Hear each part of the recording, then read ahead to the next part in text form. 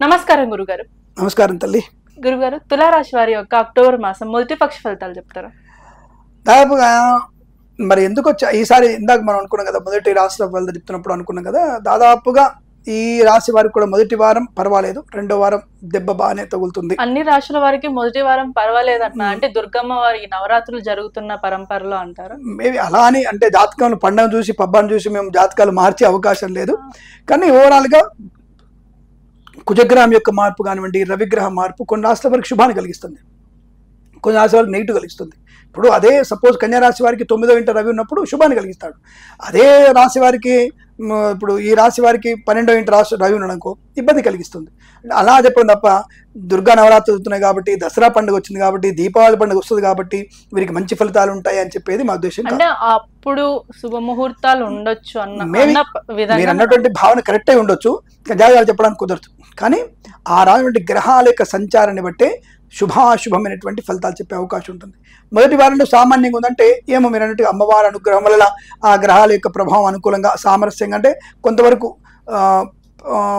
Negative కాకుండా positive కాకుండా ఉండవచ్చు, మధ్యస్థంగా ఉన్న ఫలితాలు. కాబట్టి మొదటి వారంలో ఏదైనా పని అనుకుంటే జాగ్రత్తగా కట్టుదిట్టైనటువంటి ప్రయత్నాన్ని చేస్తూ ఒక మంచి వ్యక్తులతో సలహా తీసుకుంటూ తల్లిదండ్రుల మాట వింటూ మీరు కనుక చేసేటువంటి ప్రయత్నం సఫలీకృతం అవుతుంది. ఇది గుర్తుపెట్టుకోండి. లేదా మీరు ఇబ్బంది పడే అవకాశం ఎక్కువగా ఉంటాయి. అంటే రెండో వారంలో మాత్రం ఎంత జాగ్రత్తగా అంటే 100% జాగ్రత్తగా ఉండాల్సిందే. మద్యపాన విషయంలో, విద్యా విషయంలో, డబ్బు విషయంలో, ఆస్తుల విషయంలో, తల్లిదండ్రుల విషయంలో కూడా ఇబ్బంది కలుగు అంటే మాతృ సంబంధమైనటువంటి కొంత దుర్వార్త శ్రవణం అంటే తల్లిగారి తరఫు నుంచి ఏదైనా దుర్వార్త కూడా వచ్చిన అవకాశం కూడా ఎక్కువ కనబడుతోంది. కాబట్టి ఏదైనా సరే కొన్ని అవరోధాలు ఆటంకాలు ఎక్కువ ఉన్నాయి కాబట్టి భగవన్నామస్మరణతో వాటిని అనుకూలంగా మలుచుకునే అవకాశం. వెంటనే మళ్ళీ చెప్తున్నాను, ఇలా నెగిటివ్ చెప్పాడని చెప్పేసి కంగారు పడకుండా జన్మ జాతకాన్ని ఒకసారి చూయించుకుంటే తగిన ఫలితాలు మీకు అందుతాయి. ఆ విషయం గమనించుకోవాలి. రెండో వారంలో కొత్త ప్రయత్నాలు చేయకూడదు, కొత్త వస్తువులు కొనుగోలు చేయకూడదు, లేనిపోయిన అనవసర ప్రమాదాలు పడకండి. ముఖ్యంగా ఈ బాణసంచ కర్మాగారంలో తీవ్ర ప్రమాదం జరిగే అవకాశం ఉంది. రెండో వారంలో ఈ రాశి వారికి తీవ్ర ప్రమాదమే, ఈ విషయం గుర్తుపెట్టుకోవాలి. బాణసంచ కర్మాగారంలో చాలా ఇబ్బందులు ఎక్కువగా ఉంటాయి. అలాగే మద్యపాన సేవన చేసి నువ్వు బండి నడిపావా నువ్వు అంటాను. అందుకే నేను ఇంకా మద్యపానం చేసి బండి నడిపేవాడిని గౌరవంగా మీరు మందు తాగకండి అని చెప్పేటువంటి వ్యక్తి నేను కాదు. నువ్వు మందు కొట్టి బండి నడపకు, ఏకవచనమే. ఆ విషయాన్ని గుర్తుపెట్టుకోవాలి. ఎందుకు వాడిని గౌరవించాల్సిన అవసరం నాకు లేదు. వాడి వల్ల 10 మందికి ప్రమాదం జరిగే అవకాశం ఉంది. నీ కుటుంబం సరిగ్గా గౌరవించదు, ఇక నేను గౌరవిస్తా నేను. కానీ అటువంటి మద్యపాన సేవన చేసి నువ్వు బయటికి వెళ్తే నీకు ప్రమాదం తప్పదు. ఇంకా వేరే పదమాటలు కానీ వాడితే మన వాళ్ళకి భయపడతారు కాబట్టి వాడట్లేదు.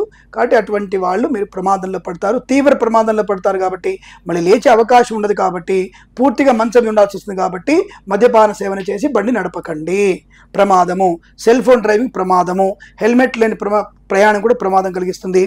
మనం దూర ప్రాంతం వెళ్తేప్పుడు కార్ డ్రైవింగ్లో కూడా మీరు తప్పకుండా సీట్ బెల్ట్ పెట్టుకొని ప్రయాణం చేయండి. ఇది తప్పకుండా మంచిది. మనకి ప్రభుత్వం వారు జారీ చేసిన ఉత్తర్వులైనా సరే, మన పెద్దవాళ్ళు చెప్పినా సరే జాగ్రత్తగా ఉంటే మనకు మంచిది. ఇవి పాటిస్తే మనం జాగ్రత్తగా ఉంటాం, ప్రమాదం జరిగినా కొద్దిగా బ్రతకడానికి అవకాశం ఉంటుంది అన్న విషయంతో చెప్పబడుతుంది తప్ప మీ మీద రాశి వారికి నెగిటివ్ చెప్పాడు, ఫలానా ఆయన నాకు చాలా బాగుందన్నాడు, ఫలానా శర్మ గారు నాకు అదృష్టం పడుతున్నాడు, నేను బంగారం కొంటున్నాడు, వీడవడి లేపుతాడు, కిరణ్ శర్మకి జాతకాలు రావు అనేటువంటి వ్యక్తులతో నేను వాటిని ఏకీభవించే వ్యక్తులు కాదు. నేను విషయం చెప్పడం నా బాధ్యత. నిన్ను మరొక స్థానంలో కూర్చోబెట్టారు, జాగ్రత్తగా వాళ్ళు చెప్పే ప్రయత్నాన్ని చేయాలి. కాబట్టి ఆ ప్రయత్నాన్ని చేస్తున్నాను. ఏదేమైనా రెండో వారంలో మీకు విద్య, ఉద్యోగ, వ్యాపార, అలాగే ఆర్థిక నష్టాలు, భార్యాభర్తల వ్యతిరేకత, జుగుప్సాగిన ఫోటోలు వీడియోలు షేర్ చేసుకోవడం, లేనిపోయిన అనవసరపు వ్యాపకాలు పెంచుకోవడం, వ్యాపార నష్టాన్ని, share market speculation, communities, crypto currency, bit coins, lottery level జూదం వల్ల ధన నష్టాన్ని పొందుకోవడం, పనికిరాని మాటలు మాట్లాడడం, పనికిరాని వ్యక్తులతో పరిచయాలు పెంచుకోవడం, భాగస్వామి వ్యాపారితో మీరు మోసపోయే అవకాశాలు. మీ అగ్రిమెంట్స్ ఒకసారి చదివి చూసుకోండి. తెలుగు ఇప్పుడు ఇంగ్లీష్లో ఏదో ఉంటుంది, ఒక తెలుగులో ఈ వ్యాపారం ఇద్దరు కలిసి చేద్దాము అన్నటువంటి వాక్యానికి ఇంగ్లీష్లో 3 వాక్యాలు ఉంటుంది. అది ఎందుకు అర్థం కాని 3 వాక్యాలు ఎందుకు? మనకి అర్థమయ్యేటువంటి తేట తెలుగు భాషలో సరళమైన భాష రాసుకొని ఈ వ్యాపారం ఇద్దరం కలిసి ఇలా చేద్దాము సరిపోద్దిగా, అలా రాసుకోండి అంటాను. మీరు అలాంటి భావంతో ఉండే ప్రయత్నం చేయండి. కొత్త వ్యాపారాన్ని చేయకండి. మొదటి వారంలో పర్వాలేదు, కొంత మీ పెద్దల యొక్క అనుగ్రహం వలన, తల్లిదండ్రుల ఆశీర్వచనం వలన అనుకూలంగా ఉంటుంది. రెండో వారంలోనే జాగ్రత్తలు తీసుకునే ప్రయత్నం చేస్తే మీకు శుభప్రదం. అలాగే boutiques, beauty parlour, bamboo depot, బాణసంచ కర్మాగారం, టైల్ల వ్యాపారం, ముద్రణాలయం, గ్యాస్ వ్యాపారంలోను, అలాగే షేర్ మార్కెట్ స్పెక్యులేషన్లో పెట్టుబడి పెట్టకండి, జాగ్రత్తగా ఉండండి. అలాగే వ్యాపారాత్మక ధోరణి జాగ్రత్తగా చూసుకునే ప్రయత్నం చేయండి. కుటుంబ వ్యక్తులతో జాగ్రత్తగా మాట్లాడండి. ఆస్తి వివాదాలు వారంలో అంటే మొదటి పక్షంలో వారంలో రెండో వారం కూడదు. మొదటి వారంలో చెప్పండి నాకు ఈ ఆస్తి ఇంత రావాల్సి ఉంటుందని మాట్లాడండి తప్ప ఘర్షణ వాతావరణం పెట్టుకోకండి అని. రాజకీయ రంగంలో కానీ సినిమా రంగంలో కానీ అప్రమత్తంగా ఉండే ప్రయత్నాన్ని చేయాలి. ప్రభుత్వ ఉద్యోగస్తులు రెండో వారంలో తప్పకుండా లంచగొండలుగా పట్టుబడే అవకాశం ఉంది, జాగ్రత్తగా ఉండే ప్రయత్నాన్ని చేయండి.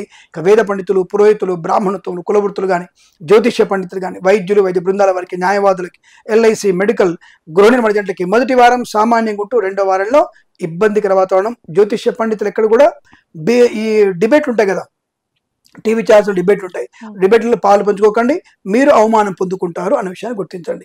దొంగ జ్యోతిష్కులతో కూడా జాగ్రత్తగా ఉండే ప్రయత్నాన్ని చేయండి. దొంగ వైద్యులతో అప్రమత్తంగా ఉంటే సరిపోతుంది. భగవద్గీత పారాయణం ఈ రెండు పక్షాలు కూడా మీరు, ఈ పక్షం మొత్తం కూడా మీరు 2 వారాలు కూడా భగవద్గీత పారాయణం మీకు శుభయోగాన్ని, ఆనందాన్ని, ఐశ్వర్యాన్ని కలిగిస్తుంది. శుభమస్తు. ధన్యవాదాలు గురువు. ఐశ్వర్యమస్తు.